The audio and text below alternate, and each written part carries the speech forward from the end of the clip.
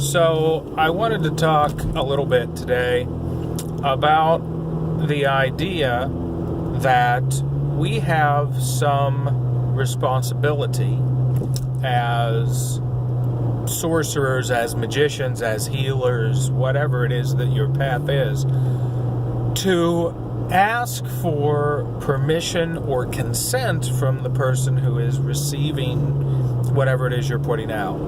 And my philosophy is that really that's just silly. All of us, we are this sea of consciousness. We all affect everyone else's life all the time. We're always broadcasting energy. I have done things to and for people, both harmful and great, without even meaning to, because I thought a thing and my mind affected it. If you go into a room with someone and they're unhappy, they're upset, a lot of times you'll pick up on that energy because that's affecting you. It's not just you make that connection, but they're actually putting that energy out. They're putting that into the room. They're putting it into the life forms that they're around. And we all do that, and we do that all the time. And we don't really have a choice about that. It's not like somehow you just say, I'm not going to affect any other life forms. You're always affecting life forms. So there is no reason to say that before you focus, say, positive energy or healing energy on a person or a situation, you need that person's consent. And maybe more importantly, those of us who are capable of this, we are a more advanced, more evolved consciousness.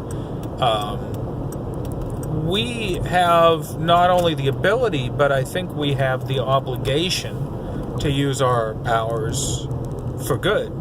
And sometimes we use them for selfish reasons too, and that's okay. It's okay to put out into the universe what you want, because we are individual people. We have individual needs. We have individual desires. And what happens if we turn our backs on those is that we wind up becoming very unhappy. And a lot of times we actually wind up using those same abilities, even accidentally, to do really terrible things. So whatever it is that you're looking for, manifest it. And it doesn't matter if that's for you or for somebody else, do it. I do have a couple of suggestions, though, for how to do that, because obviously that can go wrong. So my suggestion is, first of all, there's a great video, great audio, I should say. A guy by the name of Brian Besko on Twisted Sage, he does this this activation, this energy activation, and this it's basically a guided meditation, and they used to charge for it, and they've done it to so many people that they believe that now those people and the basically angelic beings that they work with are holding space for whoever wants to participate. And I found it to be quite powerful myself, so I recommend it to everyone else. But one of the things that he suggests, once you've done that, you've kind of connected with your higher self. There are other ways to do that, and I'm going to be making a couple of videos about that soon.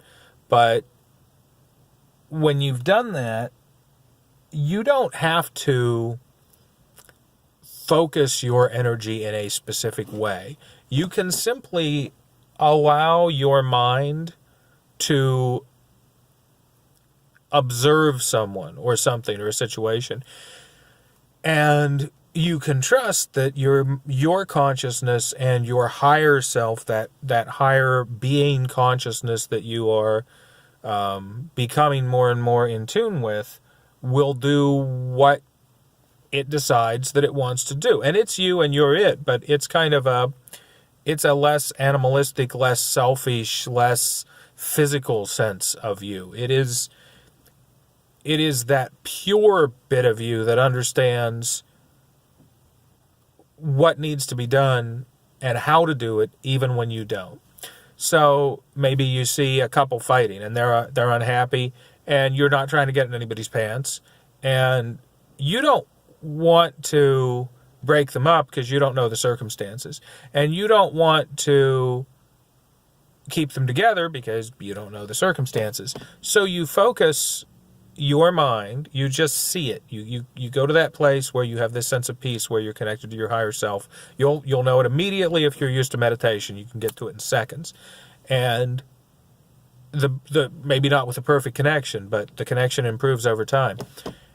And when you get there, you just hold them in your mind. You visualize seeing them, or you look across the room at them, however it goes, wherever they are. And you just observe them for a second, and you let your higher self see them. And if you feel the need to send energy, you can send light. I have a blue plasma energy that I've been using very effectively for a while now. But whatever form that energy takes, you send the energy. You don't send it in a way that enforces an outcome. You're not trying to do a spell or to manifest a specific thing for them, but you want healing and connection to their higher selves and to their whatever their life path is supposed to be, and to whatever extent there even is a life path that they're supposed to follow. But it certainly seems like whatever they're doing is not resonating with that. So that would be the first thing, is just to observe and just to see. I think the second thing, and something I know I don't do nearly enough, is to implant ideas without, again, you're not trying to do a specific or a complicated spell here. You see them, you focus on them, you focus on their mind, your higher self talks to their higher self, because however that works, like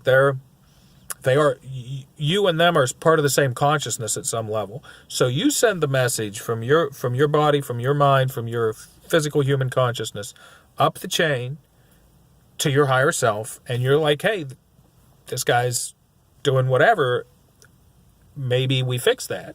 So you send him a message that says, stop smoking, stop drinking, stop beating your wife. And I'm assuming here that you're trying to help the people involved. I mean, you don't have to, and I don't always do that myself.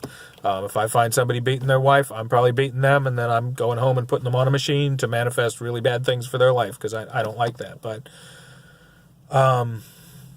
But assuming that you're trying to help and heal everyone involved, this kind of creates a connection to that person's higher self that allows the energy and the healing to come down in a way that their higher self can manifest for whatever it thinks is the best and highest good for them and for you and for everybody else and for those around them, without you enforcing your will on the situation. And maybe there are circumstances where you want to enforce your will, and that's okay. I'm not here to tell you not to do that. But the short version, to sum up what I've said so far, I think you are always putting out energy. You're always putting out intent. You're putting out physical energy. You're putting out, or chi. You're putting out mental energy. You're putting out intent. You're putting out forms of energy that we don't even know or understand or work with all the time. And so it's ridiculous to think that you're not influencing everyone around you all the time, no matter what. And they don't know that you're influencing them. They don't know how you're influencing them. They don't even realize that they're being influenced, and there may be hundreds of other people influencing them. So don't withhold your energy. Don't enforce the idea that you have to get consent. Try to avoid forcing specific outcomes or manipulating the situation as much as you can if you are really looking for the best and highest outcome for everyone. Focus your highest point of consciousness that you can on their highest point of consciousness, and then down the chain and or up the chain, however, but let those higher selves work things out. Send whatever light, whatever positivity and positive energy that you can or want to focus on that situation. And I guess that's all. I am going to include a link to the activation that Twisted Sage did,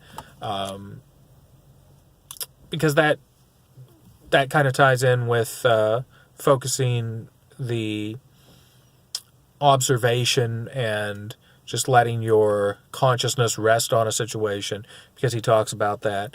But it's also really powerful and something I really recommend that everyone do. Thanks for watching.